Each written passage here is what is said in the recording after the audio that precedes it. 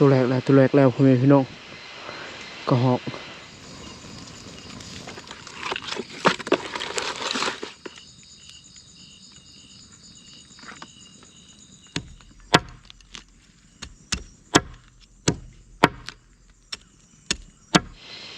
สบายดีพ่อแม่พี่น้องสบายดีตอนแรงตอนนี้นะบ่พางขึ้นมาหอดกกมักม่วงเรียบร้อยแล้วพอดีเห็นนะบ่ฮู้สัตว์หยังกินแต่มันกินหลายอยู่นะมันกินมักม่วงแต่อยู่ลุ่มนะมันก็มีแนวกินคือกันตอนบ่พางขึ้นมานะพอดีพ่อห้องหมอแต่ก็ยิงบ่ทันเพราะว่าปืนบ่พางยิงใกล้บ่ได้นะเอาติดตามอีกพ่อแม่พี่น้องมันกินลายอะไรนี่มะม่วงนี่แหละผมเป็นมะม่วงไข่เลยหมดตอมมันกินเมื่อเช้านี่โลด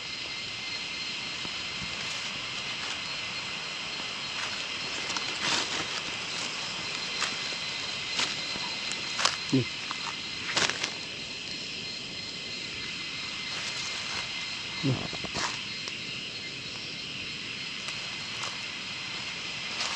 มันกินสะหมดเลยหาบันดักก่อนเพื่อนพี่น้องในเดือนกะเพิ่นกะไปทางถึงนะเพิ่นน่ะวางสัตว์ใหญ่แต่บ่พางกับไอ้เฮียงนะวางกระหอกนั่นแหละ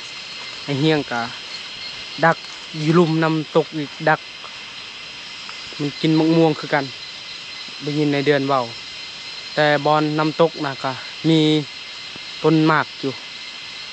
โอ้จะได้อะไรเขามาบ่ลายคันเขามาลายนี่พอดีคักเลยดักแต่ละกก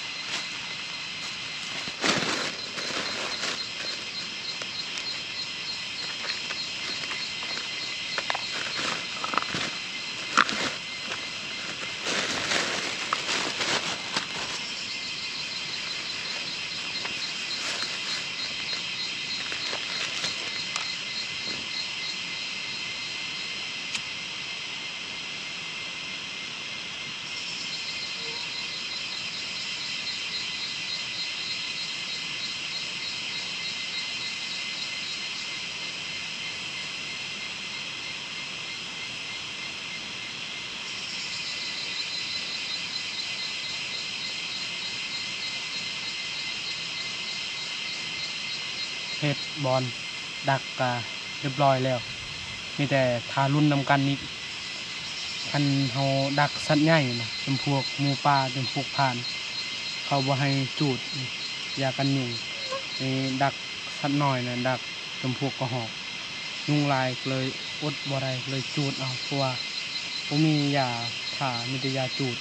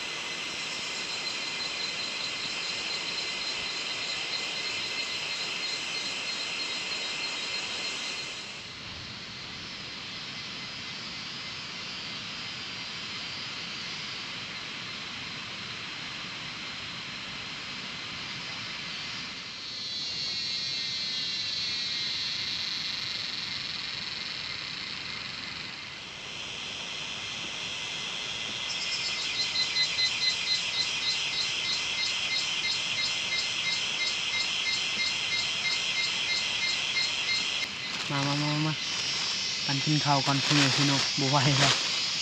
ตอนนี้นะเวลา 3:30 นแล้วแต่ก็หอกบ่เข้าอยากเข้ามันกินข้าวก่อน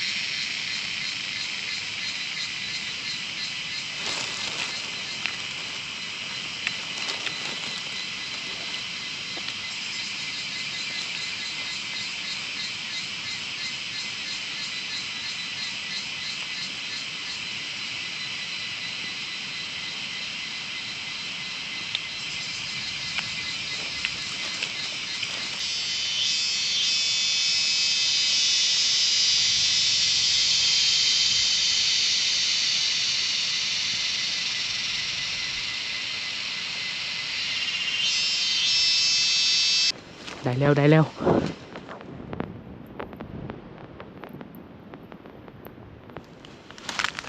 ้ก็หอกตัวแรกแล้ว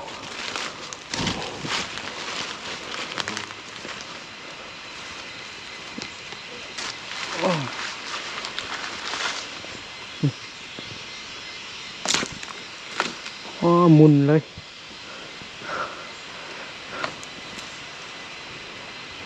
นี่ตัวแรกแล้วพ่อแม่พี่น้องก็หอ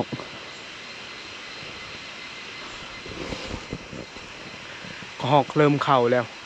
แต่ก็เสียดายพ่นนะพ่นกำลังสิตกอยู่ยับคันพ่นบ่ได้ตกนะโอ้คือว่าม่วนแล้วดักบอลนี่ติดตามอีกนี่ถึกคักอะไร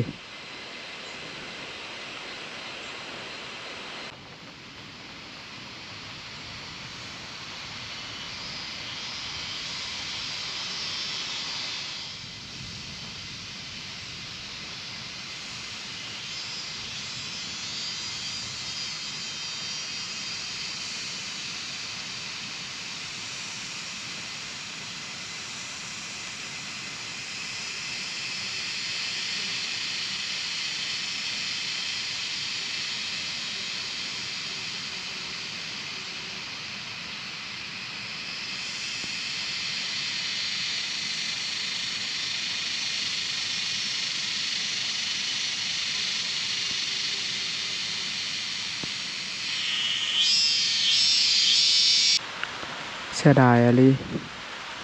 ดักกำลังมวนพอดีพ่นมาแล้วก็หอกบ่เข้าเลยได้แต่ตัวเดียวนี่แหละหาบอลดีพ่นก่อนเครื่องคองเปียกใครแน่บ่พางมีทุกอย่างนะสิใส่ไว้ในทุกอย่างมืดคักอะไร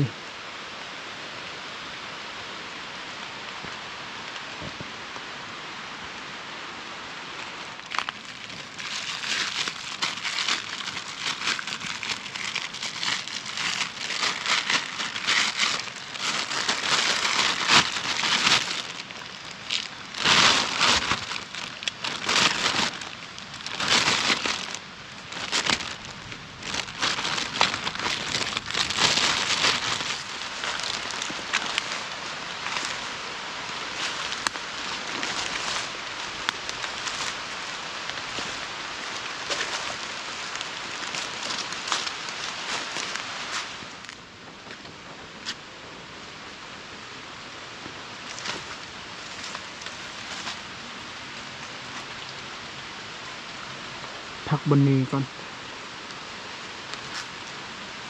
พักบอลทำนะ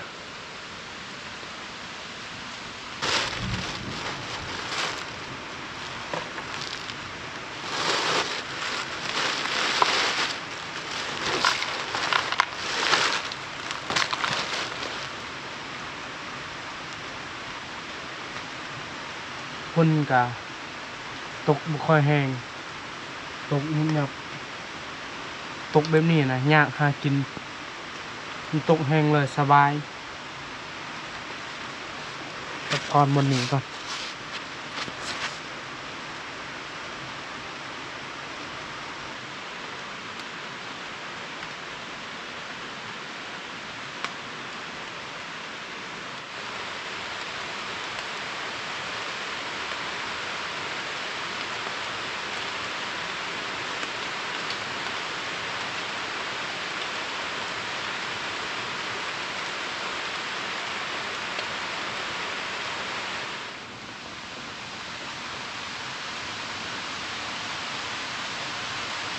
คนหากระเซาตกพอดีคำนะบ่พางกะสีทาไอเดือนเพราะว่าไอเดือนเพิ่นไปหากินน่ะไก่ไอเดือนบอกบ่พางให้บ่พางทาบนนี้นะไอเดือนมากะจังคอยการลงจังไดกะทาติดตามอีกว่าสิมานอีกหรือบ่นะแต่กะเสียดายอะลิพ่อแม่พี่น้องก็ฮอกกำลังสิเข้าแต่กะพ้นมาก่อนบ่พางก็เลยเมื่อยอยากเข้าอีกตอนนี้ทายเดือนก่อน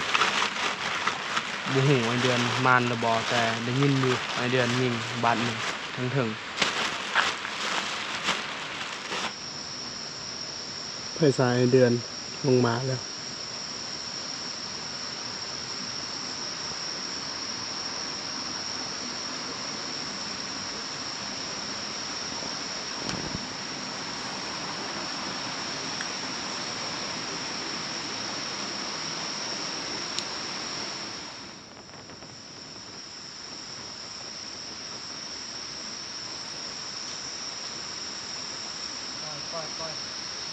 ไป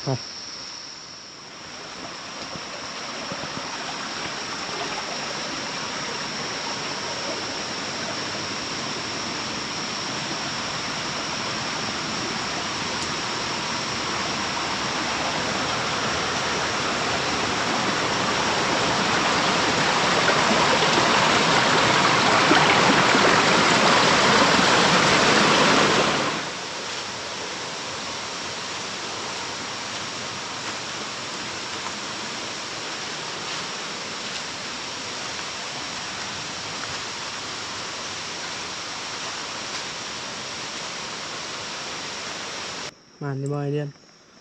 มานอยู่เลยได้ชัดชีคากบ โอ้ยฝนตกบ่พางเลยถ้าหูจักฝนบ่ตกยิงก็ฮอกเข้าลายเลย4-5ต้นมะม่วงมักยางก็ฮอกลายไอ้ชัยจักได้ไอ้ชัยจักได้ชัดใหญ่นี่แล้วโลดยิงก็ฮอกดีกว่าเห็นอยู่หอยหมูปลาบอลก็อยู่ที่ดนแล้วหอยหมูตัวข่อยเว้าแล้วแต่มันขึ้นไปอยู่บนไหนการลงบ่จังได๋กันการชั้นนี้ได้บางเอาไปลุ้นอีกในเดือนก็ได้สัตว์4ขาแล้วว่าสิจับมีขาก็มีเลยสัตว์ยังอีกหอยโอ้ในพาน ชมชื่อในพานไปวันนี้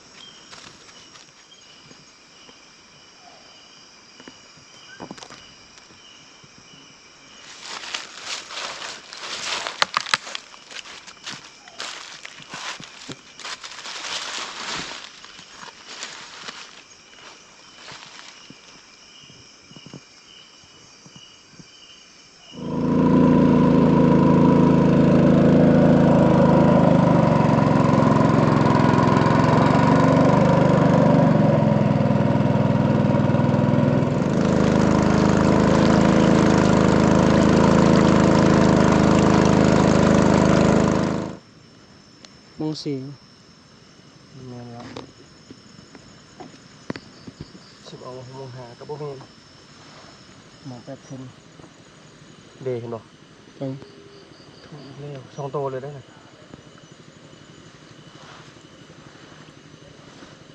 โอ้ยหากินทางบกได้ทางน้ำมันดูดูเป็นเวลาบ้านไหนเบาขึ้นลมครับ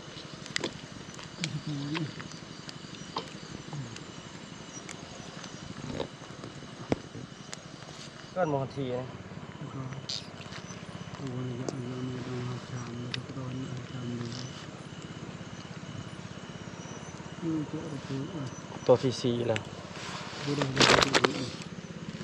มีตรงนี้ตรงนี้นะมันมาที่นี่ยังเป็นอะไรเพราะว่าวันนี้นักเอาวันโบนก็รับเงินเลย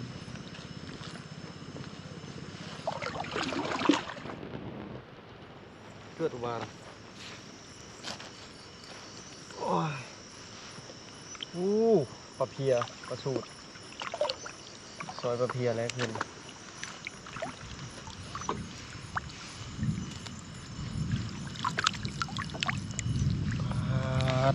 ยาที่ ไข่มอทีที่นี่นะยานลมเรือหน่อยกลางคืนซ้ำปลาสูตรตายไวเลยเป็นปลาสูตรบ่อื่น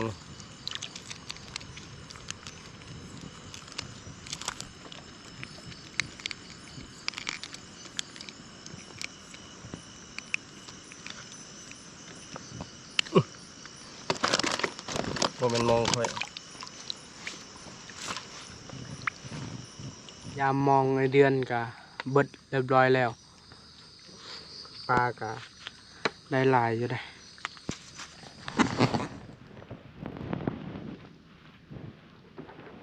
มีปลาแกงปลาสกางไอ้บันเปราะเนี่ยมันเยอะลูกดอกปลาไหลไก่ปลาเพียพร้อมปลาลัญญาปลาสูตรปลากด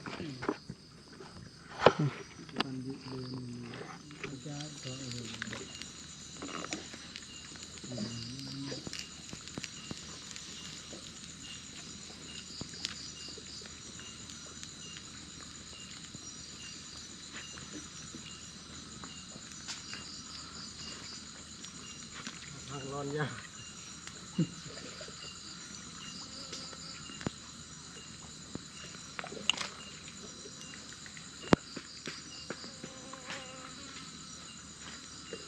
ตัวปลาก่อนพี่น้องเอ้ยเป็นเห็ดหนัง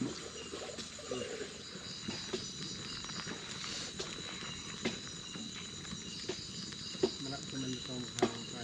ครับเป็นไทยเป็นยุคนี้เป็นทางมอง เ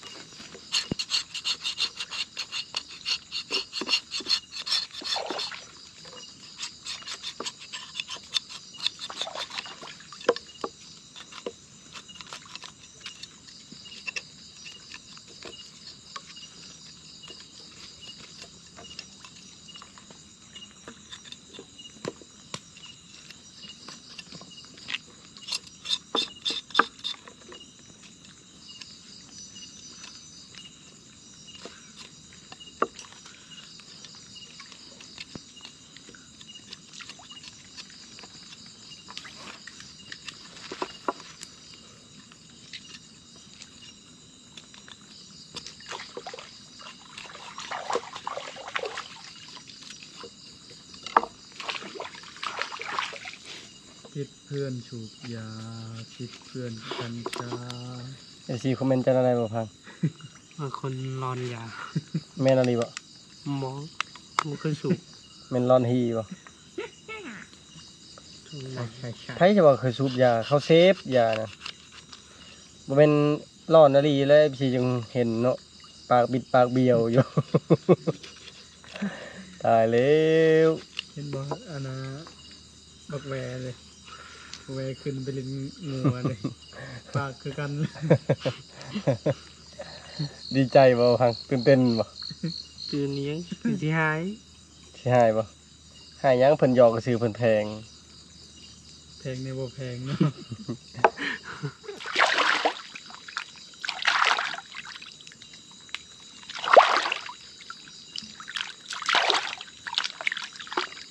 อย่าดูแกดี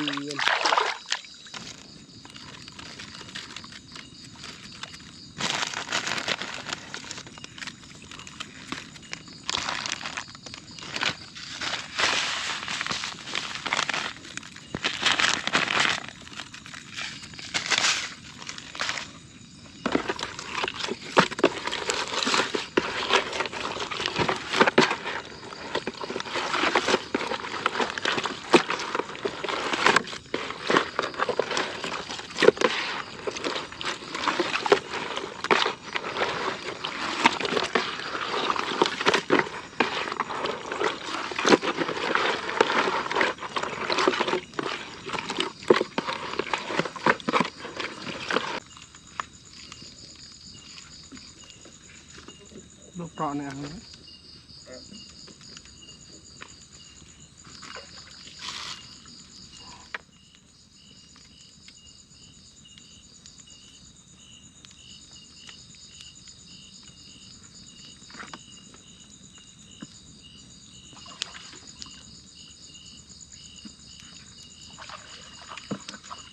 นี่เฮียง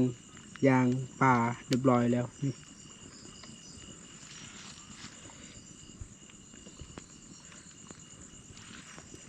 ยามบ่เบิดซ้ำมองยามแต่มองดังหนึ่งได้ปลาประมาณนี้แหละ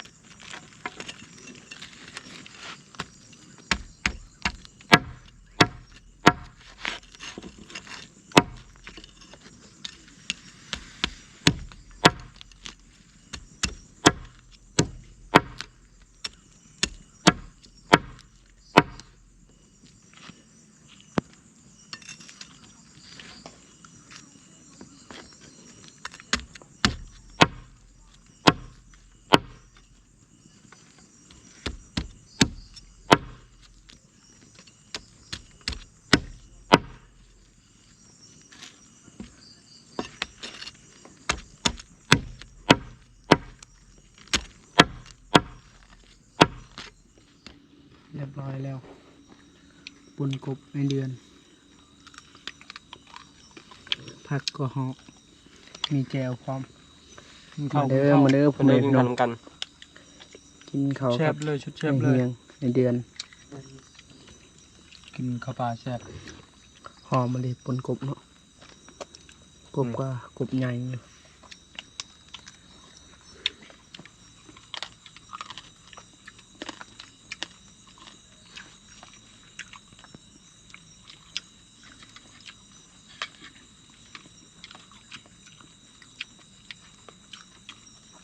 อย่าเบะทางกระนะ กบแกะเบโก แล้วแหละแย่เบะนี่ โอ้เขาปืดนี่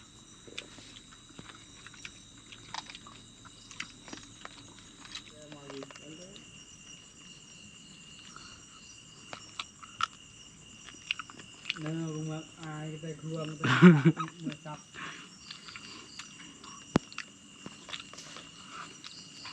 รักดูไปสายปลาตอกปลาตีไปจนไม่ลอกตัวเด็กจอกยืนมา